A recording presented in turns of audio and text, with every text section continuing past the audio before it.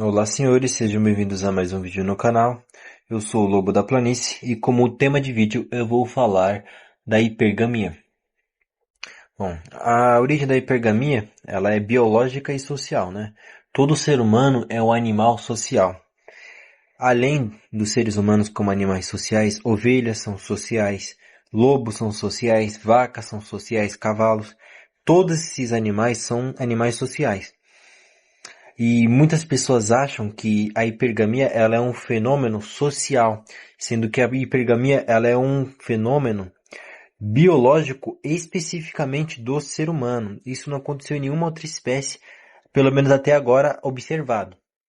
Porque a hipergamia ela é uma monogamia em série. E não em si a hipergamia ela é uma monogamia como os pinguins fazem, como na verdade uma matilha de lobos fazem, o lobo ele vai ter lá os reprodutores e pronto, vai ser o macho e a fêmea que vão reproduzir e os demais eles só vão ficar cuidando da matilha, ou eles saem da matilha e vão criar a própria, ou eles ficam lá cuidando, mas eles não se reproduzem. Não é como os animais assim, é completamente diferente. E as feministas, os homens atuais, eles acham que a hipergamia é um fenômeno civilizacional, sendo que esse fenômeno não tem nada a ver com a civilização. A civilização, ela é um produto da capacidade cognitiva que os seres humanos têm, e não um produto social, como eles acham. Quantos animais sociais tem pelo mundo? E quantos animais têm realmente civilização pelo mundo? Então, é uma coisa a se pensar, certo? Continuando o tema do vídeo, a hipergamia ela funciona como? A mulher ela vai ter um ímpeto que ela sempre vai estar buscando um homem acima dela em força, em inteligência, em agilidade, em capacidade de provisão, em capacidade de tudo, porque ela sempre vai estar buscando um homem melhor que tudo do que ela, né? Porque ela é incapaz, pelo menos na psicologia dela, ela é incapaz de se sustentar e de sobreviver sozinha.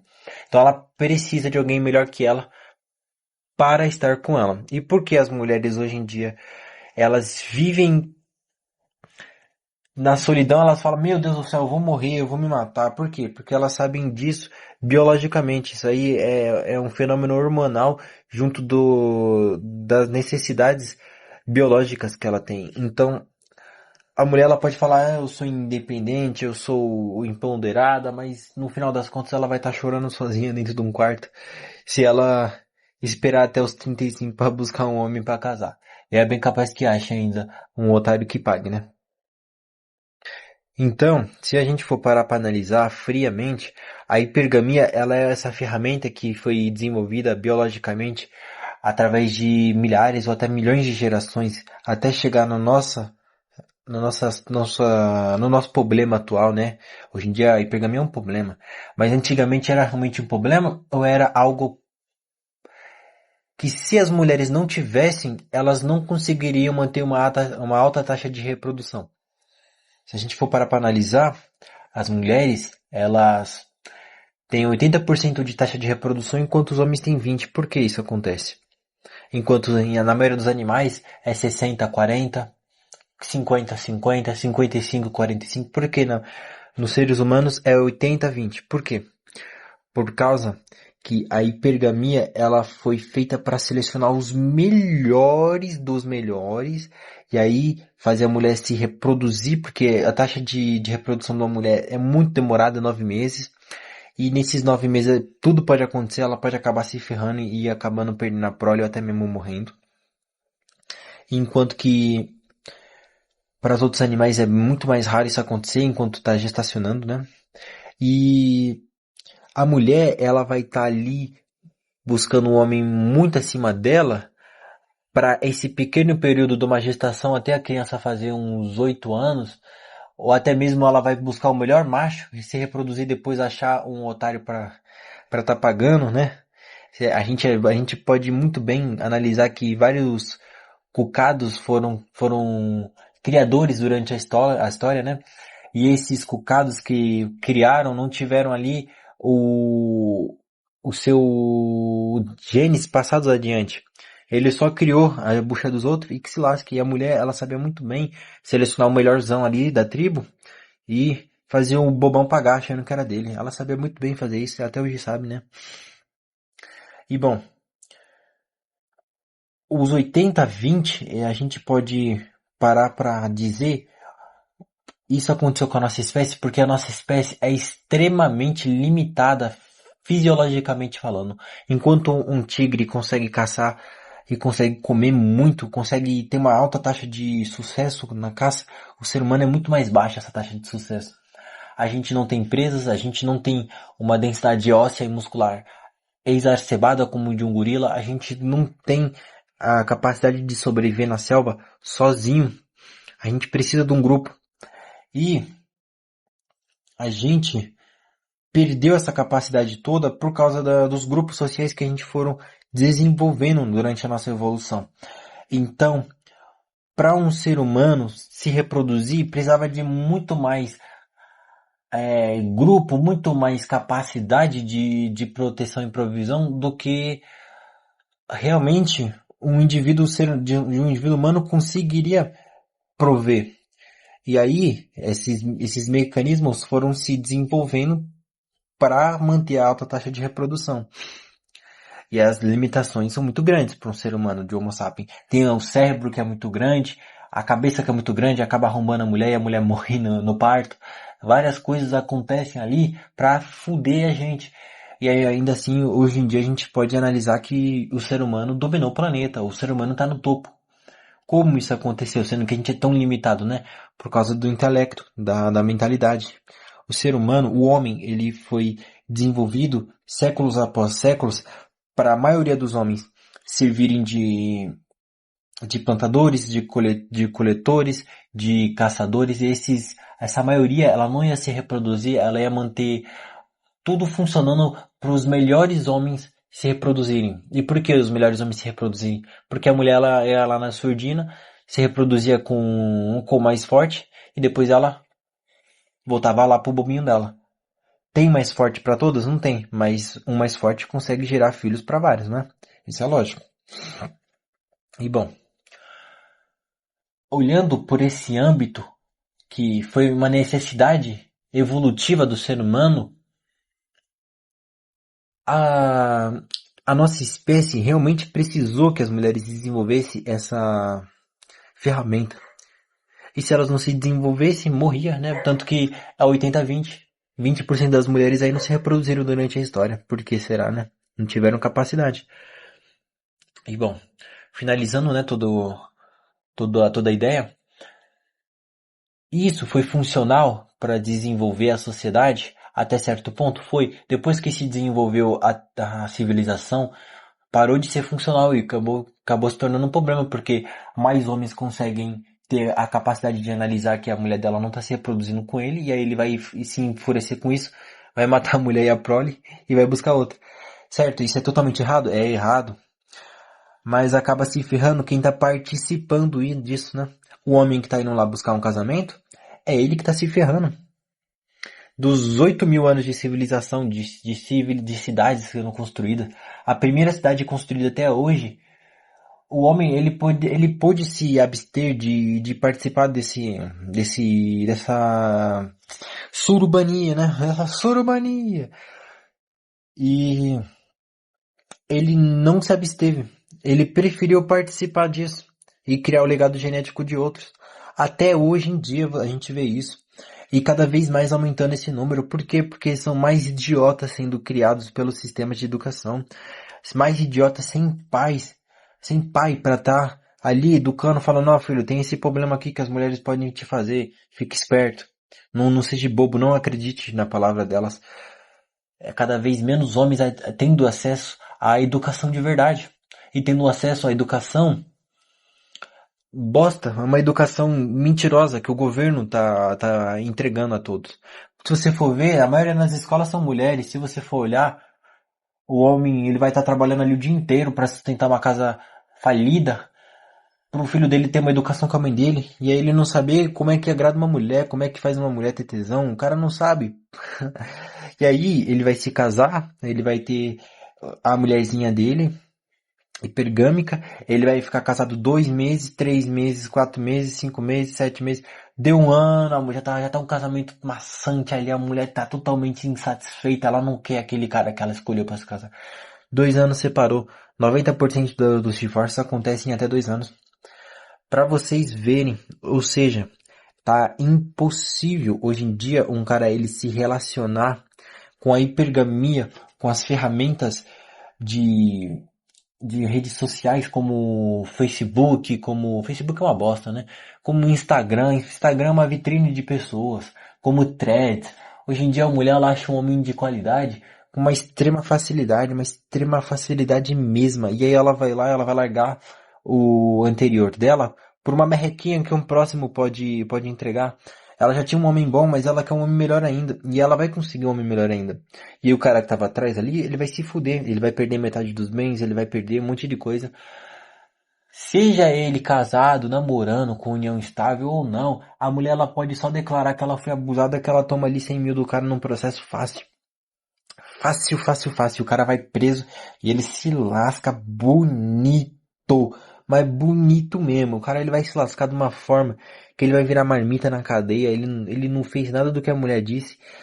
E ele vai se ferrar porque a sociedade ela dá muito valor à palavra da mulher, enquanto que a mulher não tem moral. A mulher ela segue o ímpeto biológico dela de que ela quer, ela pode e pronto. E dane-se o resto. Se ela tiver que destruir o planeta, ela foda-se.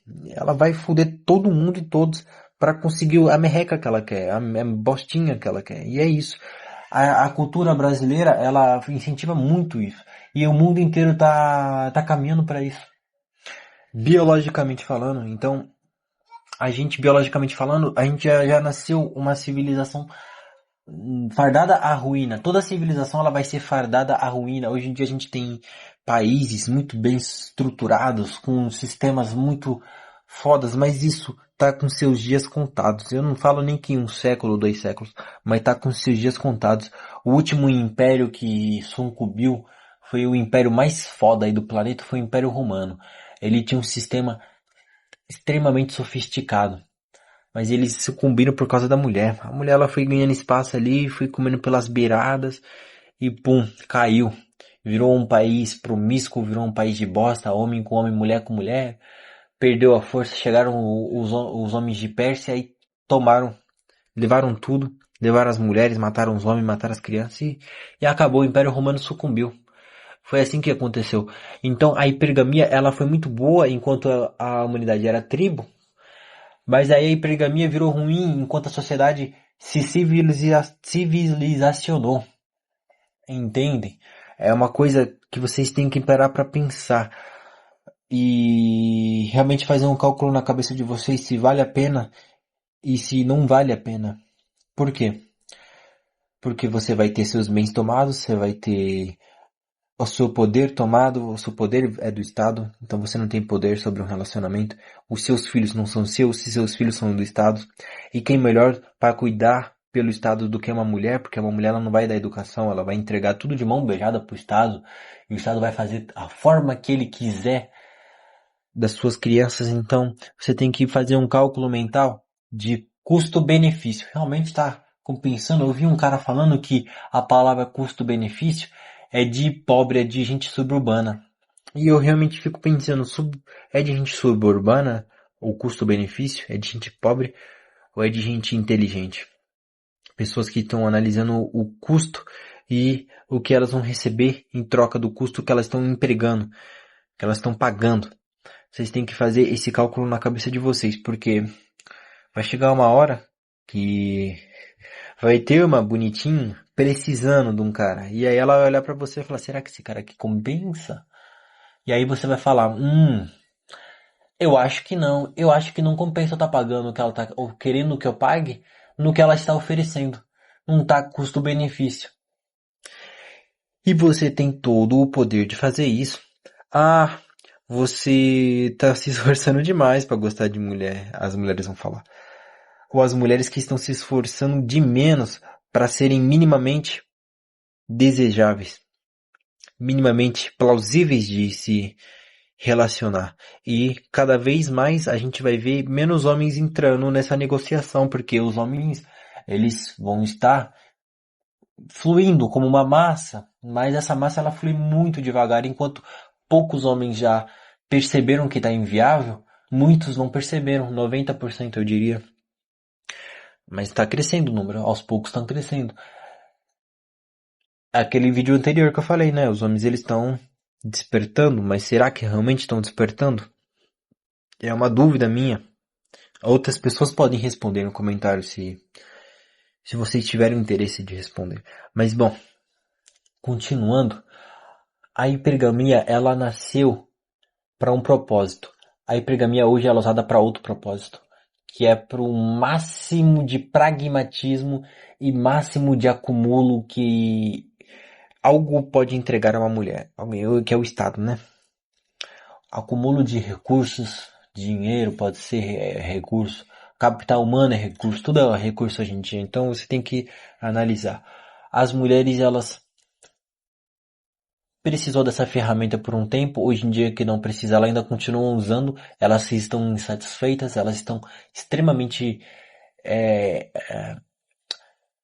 ressentidas e rancorosas porque elas não conseguem se utilizar da hipergamia da forma que elas queriam, mas ainda assim elas têm muito mais do que as anteriores tiveram. Hoje em dia uma mulher ela vai ter muito mais do que uma mulher de 500, 600 anos atrás, de um século atrás, até. E elas estão insatisfeitas. As mulheres hoje em dia são muito burras, incapazes de raciocinar, elas são como crianças.